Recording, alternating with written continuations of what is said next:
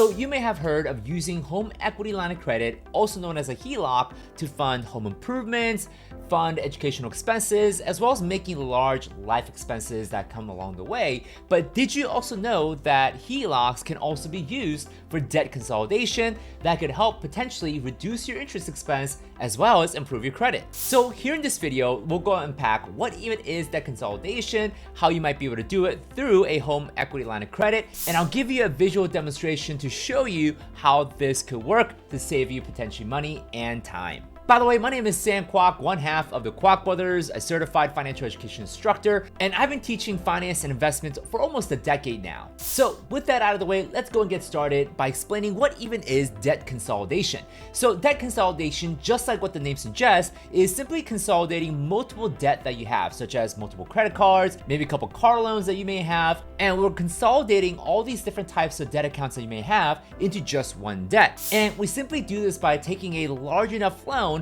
and paying off all these different loans that we may have.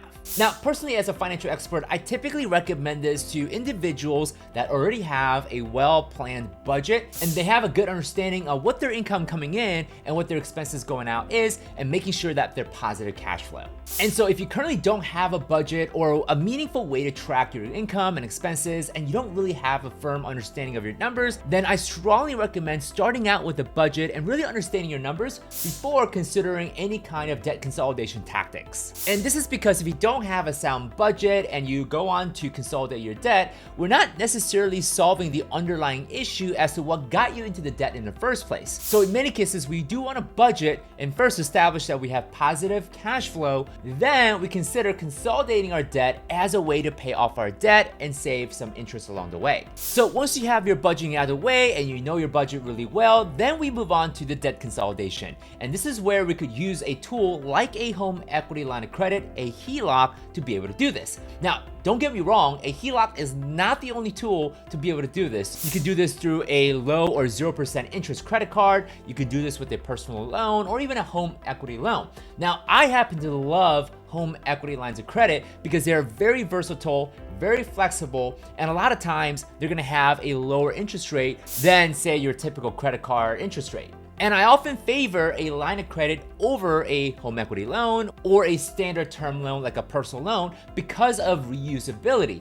Once we pay off the HELOC down to zero, we're able to use it over and over again in case of life emergencies, or you may choose to use it for an investment, or you want to buy certain assets that can either create income or assets that appreciate over time. So how we would go about using a HELOC to consolidate your debt is, well, first we got to get a HELOC, a home equity line of credit. And to get a home equity line of credit, you obviously need a decent credit score, typically over 640 FICO. And of course, the version of FICO is FICO 2, not FICO 8 or 9. So make sure it's above 640. And for most banks that I typically see, they want the borrowers to be at least at 660 FICO score to be able to qualify. Of course, you need to have 2 years of consistent income coming in, less than 45% debt to income ratio, and enough equity, typically 80% loan to value, to be able to qualify for a home equity line of credit. So once you're eligible, you qualify and you get a home equity line of credit, then what we do is we're able to draw from the line of credit over to your checking account, and those funds will now be used to pay off all the different debt you have, credit cards, maybe other personal loans that you may have. And of course, we're looking to aim and eliminate as much of the high interest cost loans and credit cards as possible. Now, I do have separate videos on how to qualify for a HELOC or what's needed to qualify for a HELOC. I'll leave that video down below in the video description. Now, the question becomes, what if you get approved for a HELOC that has a smaller limit than what you can actually consolidate? Now, this is where a debt sequencing matters quite a bit, and that is simply in what order do you consolidate and pay down your loans. And there's generally two ways to do this. Is one, you could do something called the debt avalanche, or second, you could do what's called a debt snowball. With the debt avalanche method or the sequence, you're first paying off the debt that has the highest interest cost possible. Whereas with the debt snowball, we're gonna go and focus on paying off debt or accounts that has the smallest balance as possible, which focuses on more so on building a momentum and confidence that you're lowering debt overall. So if your total debt balance is, let's say, $20,000, but you only get approved for a $10,000 HELOC, you'll either use avalanche or debt snowball to determine which order and what debt to pay off first, and really depends on what your goal and preferences are. Now, to illustrate why does this save you money, but also helps you save some cash flow, I'm gonna use a visual aid to demonstrate the power of debt consolidation and how it can help you save money and time when it comes to your interest. So here I created a sample demonstration using Excel to show you the power of debt consolidation. So let's suppose we have 3 credit cards, credit card A, credit card B, and credit card C. And the interest rate for those credit cards are 22.5%, 26.7% and 19.5% respectively. Here I have the balance and I have the annual interest as well as the monthly interest and what is the minimum monthly payment using the 1% rule. Now, for those that don't know the 1% rule, it's how the credit card companies determine what your minimum payment is every single month. And the 1% rule is pretty typical. So what they do is they take the 1% of your current balance plus the interest and fees that you would pay on the credit card.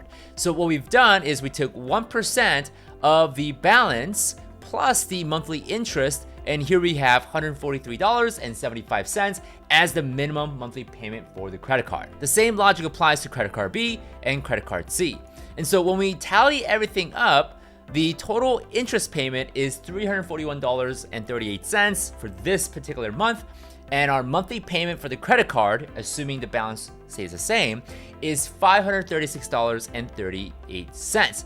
And with our payment, we're only reducing the principal, the actual credit card balance, by $195 for this particular month. So by taking the entire credit card balance that we have and consolidating into a HELOC with the $50,000 limit on an 8.5% interest, okay, and here's our total consolidated debt, we only pay a total interest of $138.13, which is a difference of about $203.25, resulting in about 60% of interest savings right out of the gate. And so we're going from $341.38 just on interest payment alone for this particular month to just $138, which saves us quite a bit of money.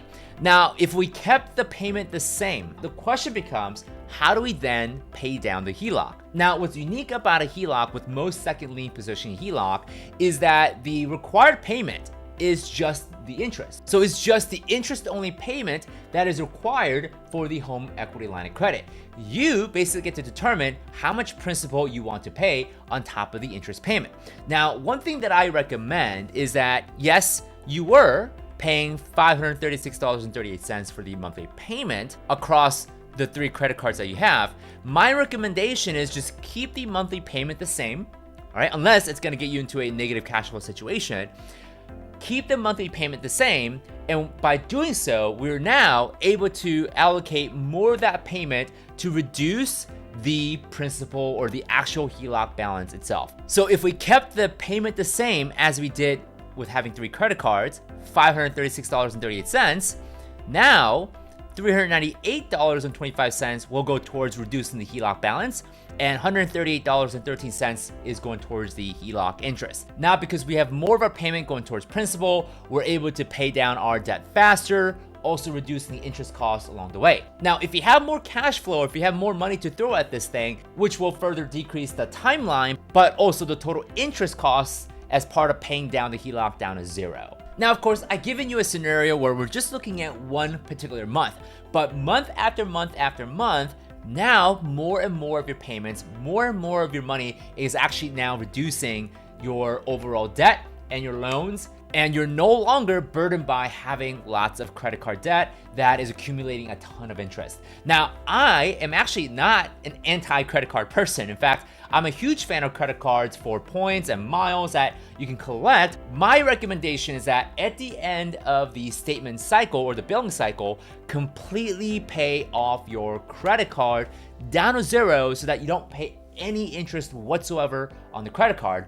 But you still take advantage of earning points, miles, and cashback rewards. Those could go a long way, especially if you do a lot of traveling like me. So yes, definitely consider consolidating all of your credit cards, especially the high interest one, into a HELOC, but continue to use the credit card for everyday purchases, gas, food, groceries, you name it, but just pay it all off at the end of the month, get those points and miles, and you have a win-win scenario. You get the miles and interest reduction, faster payoff on the debt overall. Now, I did mention also using debt consolidation could help you boost your credit and improve your scores. Now, I did make a separate video on that topic, so if you're interested, click on this video right here where I'll talk about using your HELOC, consolidating your debt, that also could help you increase your credit score and boost your credit overall. With that said, if you enjoyed this video, if you learned something today, be sure to leave your comments and questions down below. Of course, give this video a thumbs up for the algorithm, and we'll see you in the next video.